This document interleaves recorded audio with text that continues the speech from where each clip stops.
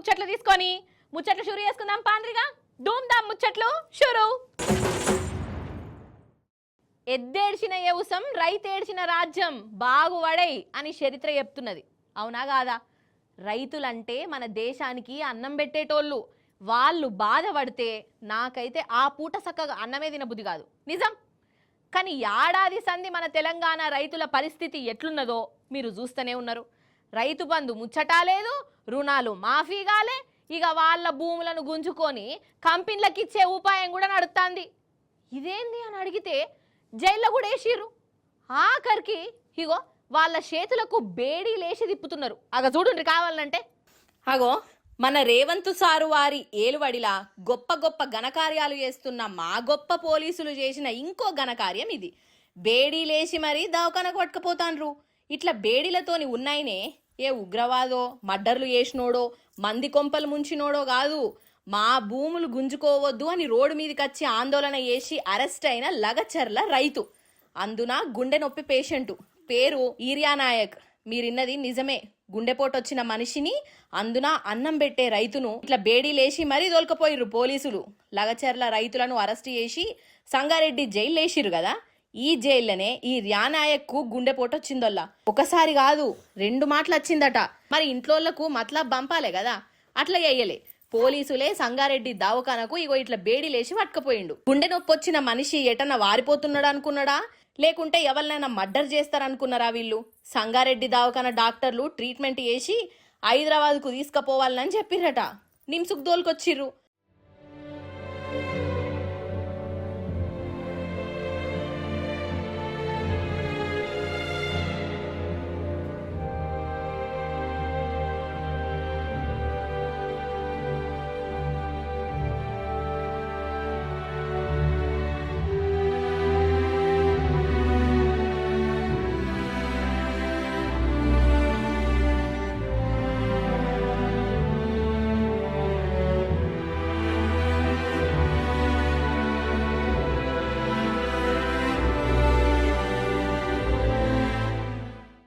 అరే కాదోల్లా, ఈ రైతు ఏం తప్పు చేసిండని ఇట్లా చేసిర్రు చెప్పు? ఇట్లా బేడీ లేచి దవాఖానకు పట్టుకపోవుడేంది, పేషెంట్ను అంబులెన్స్లో పట్టుకపోవాలి గాని గొలుసులతోని గుంజుకపోవుడేంది? నిజం చెప్తున్నా, నాకైతే మస్తు కోపం వస్తాంది, బాధ అనిపిస్తున్నది, కండ్ల పొంట నీళ్ళు వస్తున్నాయి. అరే లేకుంటేంది? అరే ఫార్మాసిటీకి భూములియ్యా అని అనుడే ఈ రైతులు చేసిన తప్ప? రైతులను చూసే తరీకా గిదేనా? ప్రజాపాలన అంటే గొలుసులతోని గట్టి రైతులను గుంజుకపోవడేనా రేవంత్ సారు? ఆయన భూదాహం గిరిజన రైతుల ప్రాణాల మీదకి తీసుకొచ్చింది. ఆయన ఎంత దుర్మార్గంగా ప్రభుత్వాన్ని నడుతుందంటే ఇట్లా బేడీలు వేసి ఎవడన్నా గుండెపోటు వచ్చినాడు పారిపోతారండి? గుండెపోటు వచ్చిన వాళ్ళు వెంటనే జైలు నుంచి దుంకి పారిపోతారా? ఇంత అన్యాయమా? జైలు నుంచి గుండెపోటు వచ్చిందని చెప్తే బేడీలు వేసి ఇంత అన్యాయంగా, ఇంత అమానవీయంగా, ఇంత సంస్కారహీనంగా, ఇంత చండాలమైన ప్రవర్తన ఈ ప్రభుత్వానికి ఉంది. ముఖ్యమంత్రి ఆయనేమో జైపూర్లో విందులు వినోదాలు చేసుకుంటూ జల్సాలు చేస్తున్నాడు. ఇక్కడేమో కేవలం తమ భూమి ప్రభుత్వం డిమాండ్ చేసిన విధంగా మేము ఇయ్యము అని చెప్పిన పాపానికి గిరిజన రైతులు జైళ్లలో ఉన్నారు, ఈ రకంగా చచ్చిపోయే పరిస్థితిలో ఉన్నారు. నిజంగా ఇది మన రాష్ట్రానికే సిగ్గుచేటోల్లా. మీరేమనుకున్నా మంచిదే గాని రైతులంటే ఏమనుకుంటున్నారోల్లా? అసలు ఈ చేతులతోనే కదా 6 గాలం కష్టపడి పంట వండించి దేశానికి అన్నం పెట్టింది. అవ్వే చేతులకు బేడి లేచుడేంది? గుండె నొప్పి ఉన్న మనిషిని గింత గోస ఉచ్చుకునుడేంది? ఈ రైతు ఎంత తప్పు చేసినా కమస్కం మానవత్వం అన్నా ఉండాలనా అద్దా? ప్రజాపాలన, ఇందిరమ్మ రాజ్యం అంటే మరీ గింత ఘోరంగా ఉంటదా? చి చి చి చి చి. ఇప్పుడు మీకొక వింత దొంగోనితోని ములాఖాతి ఏపిస్తా. వింత దొంగనా? వాడెట్లుంటాడు అని అంటారా? మనిషి లెక్కనే ఉంటాడు, కానీ మెదడు మాత్రం జరంతా అలాగుంటుంది. అంతెందుకొల్లా, దొంగలంటే మనకు షానా తీరులో ఉంటారు కదా. బైకులు ఎత్తుకపోతారు, పైసలు ఎత్తుకపోతారు, బంగారం ఎత్తుకపోతారు, బ్రాండీ సీసాలు కూడా ఎత్తుకపోయే దొంగలు ఉన్నారు. కానీ వీళ్ళందరినీ తలదన్నే దొంగోడే ఈ వింత దొంగోడు. పాండ్రి మరి రామంతపూర్ దాకా వేసేద్దాం రారి. ఇప్పుడు మనం మన హైదరాబాదు రామంతాపూర్ వాసవి నగర్కి వచ్చినాం. ఇగో గీ అన్న ఏమో చెప్తాడట మనకు. ఏందే? వాసవి నగర్ లో దొంగ లోపల ఉండు, మీకు రండి ఒకసారి చూపిస్తాను. పా. నా పేరు శంకర్ యాదవ్. శ్రీనగర్ కాలనీ భరత్ నగర్ కాలనీలో దొంగతనం చేసింది వీడే అండి. ఇప్పుడు పట్టుకున్నాను నేను. అయ్యో గట్ల ఓవుడు మంచి తరిక కాదేమోనే శంకరన్న. ఈయననేనా దొంగ? సరే పట్టుకుంటేవి గాని ఇంతకి ఏం ఎత్తుకపోయిండు గజ్జప్పరాదు. ఇగో వీరింట్లో చెప్పులు చూడండి, ఇవి నా కొడుకు చెప్పులు. ఇంకా నా షూ ఉండవు ఈడ. దీని సపోర్ట్ ఏమవుతు పెళ్ళం. ఇగో చూడు. ఓష్ని ఈయన కొడుకు చెప్పులు ఈ ఇంట్లో ఉన్నాయంట, ఈయన బూట్లు కూడా ఉన్నాయంట. ఓష్ని ఇల్లంతా చెప్పుల దుకాణమే ఉన్నట్టున్నది కదా. ఇవన్నీ ఎత్తుకొచ్చిన చెప్పులట.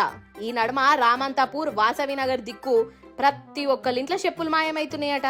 ఇక ఆ చెప్పులను దేవులాడుతుంటే ఇగో ఈ ఇంట్లో కనబడ్డాయి వీళ్లకు. అగ చూడుండ్రి మంచం కింద ఎన్ని గనమున్నాయో. ఇక ఈ మహాతల్లి చూయిస్తున్నది పెనిమిటి చెప్పులు ఎత్తుకత్తే ఇగో ఈ మేడం గారేమో వాటిని మూటగట్టి ఇగో ఇట్లా దాచి పెడుతుంది అన్నట్టు. ఈ అమ్మ కూడా ఈ దొంగతనం ఆ దొంగతనం చూసినా కానీ నేను చెప్పుల దొంగతనం అన్నట్టు చూడలేదు. ఈ చెప్పుల దొంగతనం చేసులేదు అనేది తీయాపాకుడిది.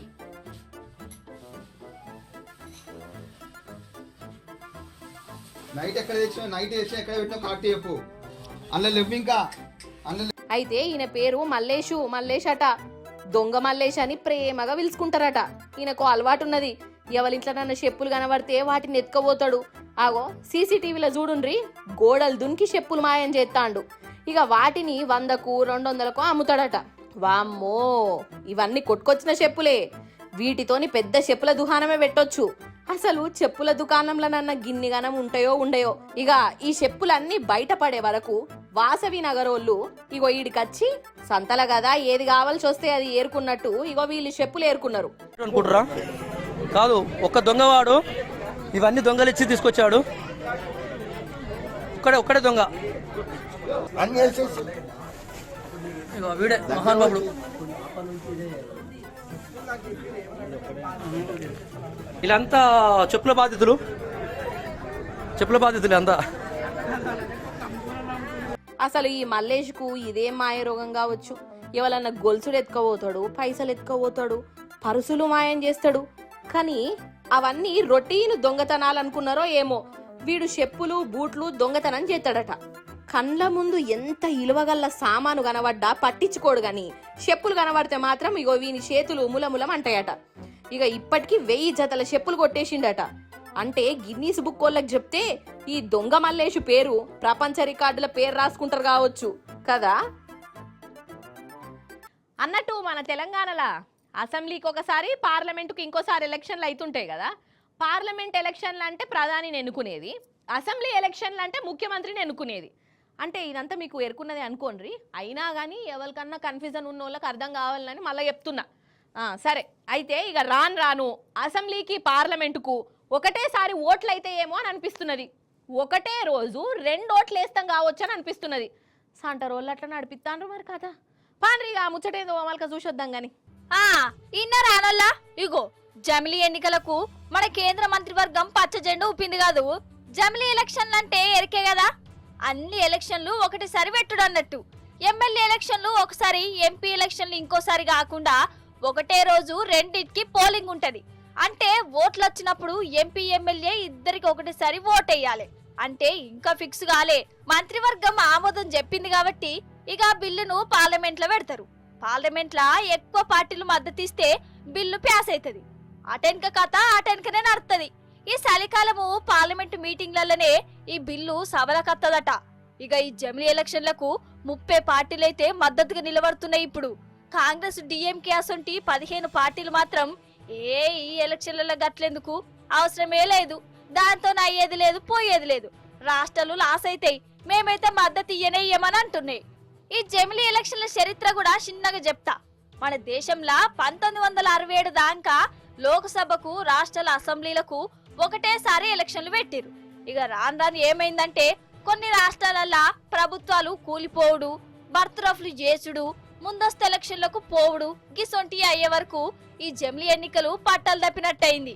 ఇప్పటికి కొన్ని రాష్ట్రాలల్లా అసెంబ్లీకి, లోక్సభకు ఒకటేసారి ఓట్లు నడుస్తున్నాయి గాని ఇంకా కొన్ని రాష్ట్రాలల్లో మాత్రం అవ్వొక్కసారి ఇవ్వొక్కసారి అవుతున్నాయి. మరి జమిలీ ఎలక్షన్లతోని లాభమా నష్టమా అంటే లాభానికి లాభం, లుక్సాస్ కూడా ఉన్నది. ఒకటేసారి అసెంబ్లీ పార్లమెంట్ ఎలక్షన్లు పెట్టుడు అంటే ఇప్పుడు డబుల్ త్రిబుల్ ఈవీఎం మిషన్లు కావాలి, ఎలక్షన్ల సామాన్లు కావాలి, అంత కథ ఉంటది. అగర్సే 5 ఏళ్లు కూడా కాకముందే రాష్ట్ర ప్రభుత్వాలు ఊలిపోతే మళ్ళీ ఎలక్షన్లు పెట్టుడుంటది. అప్పుడు ఈ జమిలీ అన్నదానికి ఒక అర్థం కూడా ఉండదని అనిపిస్తుంది. ఏమో పట్టుర్రి. అయినా ఈ జమిలీ ఎలక్షన్ల బిల్లు పాస్ కావాలంటే లోక్సభ రాజ్యసభల 100కు 67% ఎంపీలు మద్దతుండాలి. ఇదిగాక 14 రాష్ట్రాల అసెంబ్లీలు కూడా ఈ బిల్లుకు ఆమోదం చెప్పాలి. అప్పుడైతేనే బిల్లు పాస్ అయి ఈ ఎలక్షన్ల కథ ముంగటికి పోతుంది అన్నట్టు. నిజంగా మన ఇజ్జతి మనం తీసుకుంటే ఎట్లుంటుందోలా? సరే, వాస్తవాలైతే నియతిగా వాస్తవాలు మాట్లాడుకోవాలి, గంతేగాని అబద్ధాలాడి దేశం ముంగట రాష్ట్రాన్ని బేకారు రాష్ట్రము అని చెప్పుడెందుకు? అరే, ఎవరి మీదనో కోపంతోని మన తెలంగాణ రాష్ట్రం ఎందుకు పనికిరాదని పుకార్లు లేపుడెందుకు? మన రేవంత్ సారు అప్పుల ముచ్చట చెప్పినాక చాలా మంది గిట్లనే అంటాండ్రు. ముచ్చట ఏందో పురాగా చూడండి మీరే. కొత్తగా పుట్టిన రాష్ట్రం 9 ఏండ్లనే దేశానికి కొత్త తొవ్వ చూయించింది. కేసీఆర్ సారు పాలనలా తెలంగాణ ఎట్లా ఎలిగిపోయిందో లోకమంతా చూసింది. ఇది నేనేదో పనిగట్టుకొని సారు మీద అభిమానంతోని తెలంగాణ మీద పాయరంతో చెప్తున్న మాట కాదు, సాక్షాత్తు దేశ ప్రధాని సార్ అన్నాడు. కేంద్ర మంత్రులు చెప్పిర్రు.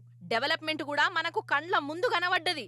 అసాంటి రాష్ట్రాన్ని ఇప్పుడు దివాలా రాష్ట్రం అని చెప్పబట్టే రేవంత్ సారు. అరే, నిజమైన నిజాలు మాట్లాడుకోవాలి.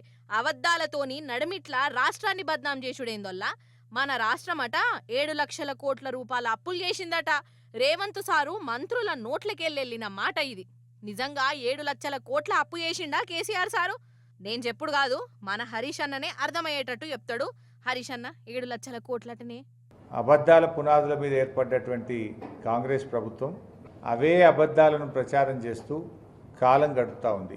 కాంగ్రెస్ మంత్రులు, ముఖ్యమంత్రి రేవంత్ రెడ్డి గారు చేస్తున్న దుష్ప్రచారం అంతా కూడా శుద్ధ తప్పు అని తేలిపోయింది. 7 లక్షల కోట్లు అని చెప్పి దుష్ప్రచారం చేసిండ్రు. 2014-15 కంటే ముందే 72,658 కోట్లు అప్పటి కాంగ్రెస్ ప్రభుత్వం, అంటే గత ప్రభుత్వాలు తెలంగాణకు అప్పులను మనకు వారసత్వంగా ఇచ్చారు. 72,658 కోట్లు రాష్ట్ర అప్పు అయితే, అది కాకుండా కొన్ని గ్యారంటీల రూపంలో కూడా మనకు అప్పులను ఇచ్చిపోయింది గత ప్రభుత్వం. సో 2024 మార్చి నాటికి మొత్తం రుణాల మొత్తం 3,22,499 కోట్లని ఆర్బీఐ స్పష్టంగా చెప్పింది. ఇన్నరా, ఇది అసలైన వాస్తవం. కేసీఆర్ సారు ముఖ్యమంత్రిగా ఉన్నప్పటి సంధి 3,22,000 కోట్ల అప్పయింది. ఇక దీనికి మన రేవంత్ సారు వారు డబుల్ చేసి పడేసిండు. 3.5 కాదు 7 అని అనుకుంటా. ఆ 3.5 లక్ష కోట్ల అప్పు కూడా ఉత్తగా రాలేదు. అప్పు తెచ్చినందుకు దానికి 10 రెట్లు ఫాయిదా అయ్యింది. ప్రాజెక్టులకు పెట్టిండు, నిరుద్యోగం తగ్గింది, సర్కారు దవాఖాన్లల్ల మంచి వైద్యం దక్కింది, గరీబోళ్ళు చదువులల్ల దూసుకపోయిండ్రు, రైతు బంధు, రైతు బీమాతోని 1,000 కోట్లు ఖర్చు పెట్టి రైతులకు హిమ్మతిచ్చిండు, పెన్షన్లు వచ్చినాయి. ఇట్లా బాకీకి తెచ్చిన పైసలన్నీ గరీబోళ్ళకొచ్చినాయి. అంతకు 10 మన రాష్ట్రానికి ఆమ్దాని కూడా పెరిగింది. ఇక ఇది అసలైన అప్పుల లెక్క. ఇది నేను చెప్తున్న మాట కూడా కాదు, ఆర్బీఐ రిపోర్టే చెప్పింది. కానీ ఈ మాట తప్పు అని రేవంత్ సారు కొత్త ముచ్చట చెప్పి 6 గ్యారెంటీల ముచ్చట్ను పక్కకు పెట్టే ఉపాయం చేస్తాండు. ఇగో గిట్లనే చెప్పుకుంటాను రోల్లా. మన షెయి పార్టీ పరందామయ్యల కళాపోషణ ఎట్లుంటుందో మీకు ఎరుకున్నదే కదా. అయ్యో, మళ్ళా రాజకీయం ముచ్చట్లేనా మల్లీశ్వరి అని అనేరు. చెప్పవలసిందేనోల్లా, వాళ్ళ పర్ఫార్మెన్స్ అగో గట్లున్నది మరి. ఇక ఈసారి ఢిల్లీ లెవెల్లో చెప్పుకుందాం. శ్రీమాను రాహుల్ బాబు సారు వారు, శ్రీమతి ప్రియాంక గాంధీ గారు, కడమ కాంగ్రెస్ లీడర్లు పార్లమెంటు ముంగట ఏదో పోరాటం చేస్తాను కదా. ఇక అట్లా పోరాటం చేస్తా అంటే ఈడ మన రేవంత్ సార్కు కోపం వస్తున్నదా ఏంది అని నాకెందుకో అనుమానం కొడుతున్నదల్లా. మీరు ఈ ముచ్చట చూస్తే నాకొచ్చిన అనుమానమే మీకు కూడా కొడుతుంది. చూడండి కావాలంటే. అయితే పార్లమెంటు మీటింగులు నడుస్తున్నాయి కదా, లొల్లంతా ఇప్పుడు ఆదాని మీదకే పోతాంది. ఇక ఈ ఆదాని మోదీ దోస్తులు అని అనుకుంటా ప్రతిపక్ష పోళ్ళు పార్లమెంటు బయట లోపల లొల్లి చేస్తూనే ఉన్నారు. ఇక రోజుకో తీర్లా నిరసనలు ఎత్తాన్రు. ఒకరోజేమో ఆదాని బొమ్మలు మోకాన్ కతకబెట్టుకొని బుర్ర కథ చెప్పుకున్నారు. ఇంకో రోజేమో ఆదాని మోదీ ఉన్న టీషర్ట్ వేసుకొని వచ్చిర్రు. ఇక అటెనకనేమో అదాని మోదీ ఇద్దరు బ్యాగులు నింపుకునేటోళ్ళు అని అనుకుంటా వాళ్ళ బొమ్మలున్న బ్యాగులు వేసుకొని వచ్చిర్రు. మంచి మంచి నిరసనలే.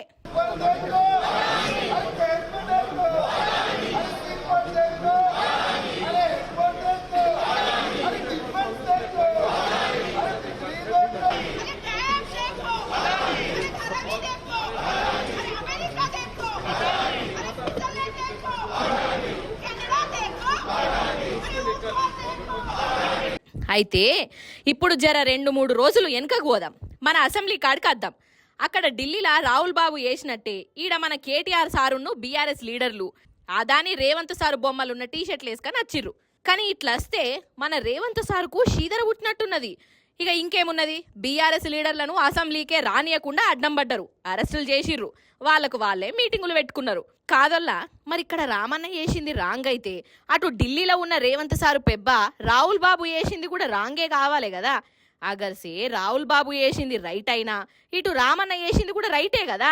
మరి ఎందుకు ఆపవలసి వచ్చింది మన బీఆర్ఎస్ లీడర్లను అంటే ఢిల్లీ కాంగ్రెస్ది ఒక మాట, మన గల్లీ కాంగ్రెస్ది ఇంకో బాట, రాహుల్ది ఒక నీతి, రేవంత్ సార్ది ఇంకో రీతి అన్నట్టే కదా. అంతేనా సార్లు? ఇవన్నటోళ్ళ ఇయాలటి ముచ్చట్లు. మళ్ళీ రేపు వస్తుంది కదా మీ మల్లీశ్వరి, అప్పుడు వచ్చేటప్పుడు ఇంకిన్ని ముచ్చట్లతోనే కలుస్తుంది. అప్పటిదాకా మీరైతే చూస్తూనే ఉండు టీ న్యూస్. నేను ఉంటా మరి. నమస్తే, టాటా.